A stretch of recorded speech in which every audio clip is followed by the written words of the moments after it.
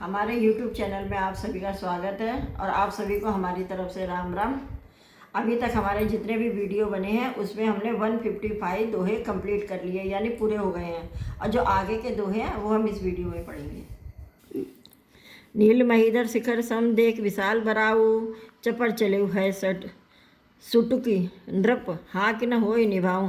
नील पर्वत अर्थात नील पर्वत के शिखर के समान विशाल शरीर वाले उस सुअर को देखकर राजा घोड़े को चाबुक लगाकर तेजी से चला और उसने सुअर को ललकारा, अब तेरा बचाव नहीं हो सकता। आवत दे के अतिव्र बाजी चलूँ बरा मरुत गतिभाजी, तुरंत कीन नृप सरसंघाना मही मिल गयो बिलो कतबाना।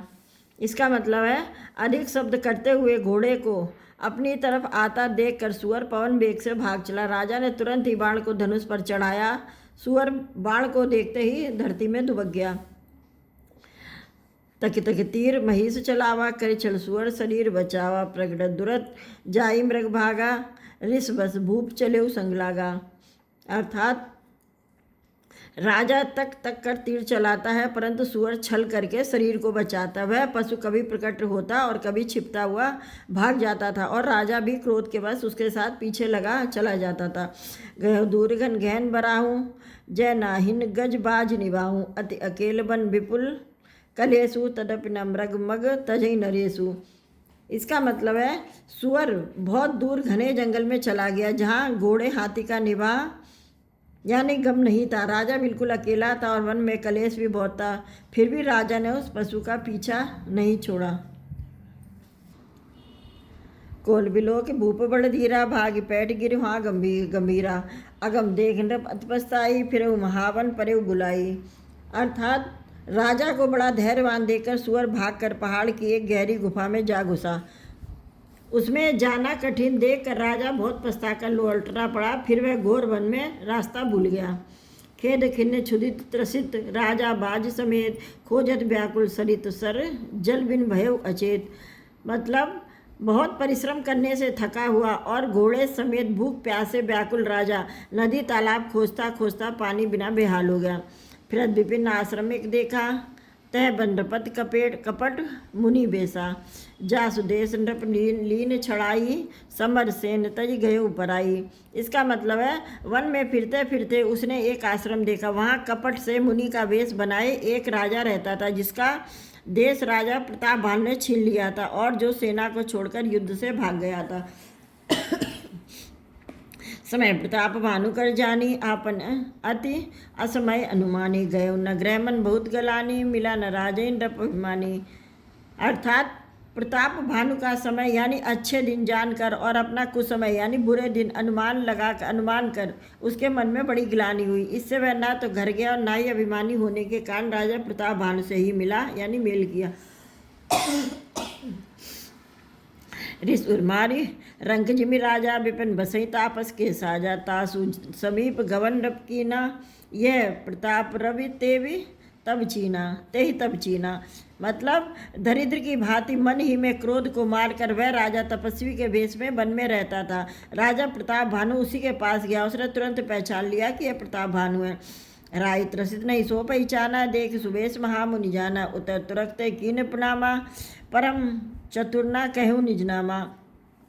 मतलब राजा प्यासा होने के कारण व्याकुलता में उसे पहचान ना सका। सुंदर वेश देखकर राजा ने उसे महामुनि समझा और घोड़े से उतरकर उसे प्रणाम किया, परंतु बड़ा चतुर होने के कारण राजा ने उसे अपना नाम नहीं बतलाया। भूपत्र सिद्ध बिलोकिते ही, सर्वरुदीन दिखाई, मज्जन पान समेत है ही नृपति हर्षाई। अर्थात राजा को प्यासा देखकर उसने सरोवर दिखला दिया। हर्षित होकर राजा ने घोड़े सहित उसमें स्नान और जलपान किया। गैश्रम सकल सुखी नृप भय निज आश्रम तापस ले गए हूँ। आसन दीन अस्त रवि जानी, पुनि तापस बोले मृदवानी। यानी सारी थकान मिट गई, राजा सुखी हो गया। तब तपस्वी उसे अपने आश्रम में ले गया और सूर्यास्त का समय जानकर उसने राजा को बैठने के लिए आसन दिया। फिर वह तपस्वी कोमल वाणी से बोला, को तुम कसबन फिरऊँ अकेले, सुंदर जुवा जीव परहेले। चक्रवर्ती के लक्षण तोरे, देखा दया लाग अति मोरे। उसने अर्थात तुम कौन हो, सुंदर युवक होकर जीवन की परवाह न करके वन में अकेले क्यों फिर रहे हो? तुम्हारे चक्रवर्ती राजा के लक्षण देखकर मुझे बड़ी दया आती है। राम प्रताप भानु अवनीसा, तासु सचिव में सुनऊ मुनीसा, फिरत अहेरे परऊ बुलाई, बड़े भाग देखे उपदाई। मतलब राजा ने कहा, हे मुनीश्वर सुनिए, प्रतापभान नाम का एक राजा है, मैं उसका मंत्री हूँ। शिकार के लिए फिरते हुए ये राह भूल गया हूँ। बड़े भाग्य से यहाँ आकर मैंने आपके चरणों के दर्शन पाए हैं। हम कह दुर्लभ दरस तुम्हारा, जानत हो कछ भलो निहारा। कह मुनितात भयो अंधियारा, जो जन सत्तरी नगर तुम्हारा। इसका मतलब है, हमें आपका दर्शन दुर्लभ था, इसे जान पड़ता है कुछ भला होने वाला है। मुनि ने कहा, हे तात, अंधेरा हो गया है, तुम्हारा नगर यहाँ से 70 योजन पर है। निशाघोर गंभीर वन पंथ न सुनो सुजान, बसो आज अस जान तुम, जाजो होत बिहान। मतलब हे सुजान सुनो, घोर अंधेरी रात है, घना जंगल है, रास्ता नहीं है, ऐसा समझकर तुम आज यहीं ठहर जाओ, सुबह होते ही चले जाना। तुलसी जस भव्य तव्यता, तैसी मिलई सहाई, आपने आवई ताहि पही, ताई तहा ले जाई। मतलब तुलसीदास जी कहते हैं, जैसी भवितव्यता यानी होनहार होती है, वैसे ही सहायता मिल जाती है। या तो वह आप ही उसके पास आती है या उसको वहाँ ले जाती है। भले नाथ आयुष धर दी सीसा, बांध तरु बैठ महिषा, नभ बहु भांति प्रशंसु ताही, चरण बंदिनिज भाग्य सराई। यानी हे नाथ बहुत अच्छा, ऐसा कहकर उसकी आज्ञा सिर चढ़ाकर घोड़े को वृक्ष से बांधकर राजा बैठ गया। राजा ने उसकी बहुत प्रकार से प्रशंसा की और उसके चरणों की वंदना करके अपने भाग्य की सराहना की। पुन मोल्यो मृत गिरा सुहाई, जान पिता प्रभु करूँ ढिठाई, मोहि मुनि सुत सेवक जानी, नाथ नाम निज कहूँ बखानी। अर्थात फिर सुंदर कोमल वाणी से कहा कि हे प्रभु, आपको पिता जानकर मैं ठिठाई करता। हे मुनीश्वर, मुझे अपना पुत्र और सेवक जानकर अपना नाम और यानी धाम विस्तार से बताइए। तही न जान नृपई सो जाना, भूप सहसो कपट सयान, भैरि पुनि क्षत्रिय पुनि राजा, छल बल्कि न चही निज काजा। मतलब राजा ने उसको नहीं पहचाना, पर वह राजा को पहचान गया था। राजा तो शुद्ध हृदय था और वह कपट करने में चतुर था। एक तो वैरी, फिर जाति का क्षत्रिय, फिर राजा। वह छल भल से अपना काम बनाना चाहता था। सबुज राज सुख दुखित अराती, अवा अनल इव सुल गई छाती, सरल बचन रब के सुनिकाना, भयर संभार हृदय हर्षाना। मतलब वह शत्रु अपने राज्य सुख को समझकर स्मरण करके दुखी था। उसकी छाती कुम्हार के आवे की आग की तरह भीतर ही भीतर सुलग रही थी। राजा के सरल वचन कान से सुनकर अपने बैर को याद करके वह हृदय में हर्षित हुआ। कपट बोरी बानी मृदुल बोले जुगत समेत, नाम हमार भिकारी अब निर्धन रहित निकेत। मतलब वह कपट में डुबोकर बड़ी युक्ति के साथ कोमल वाणी से बोला, अब हमारा नाम भिकारी है, क्योंकि निर्धन और अनिकेत यानी घर द्वारहीन है। कह नभ जय विज्ञान निधाना, तुम्हें सार के गले तब माना, सदा रही अपनो दुराई, सब विधि कुशल कुबेश बनाए। मतलब राजा ने कहा, जो आपके सदृश विज्ञान के निधान और सर्वथा मान रहित होते हैं, वे अपने स्वरूप को सदा छिपाते हैं, क्योंकि कुबेश बनकर रहने में सब तरह का कल्याण है। प्रकट संत वेश में मान होने की संभावना है और मान से पतन की। तही ते कहीं संत सुत टेरे, परम अकिचन प्रिय हरिकेरे, तुम सब अदन भिकारी अगेहा, होत बिरंच सिवही संदेहा।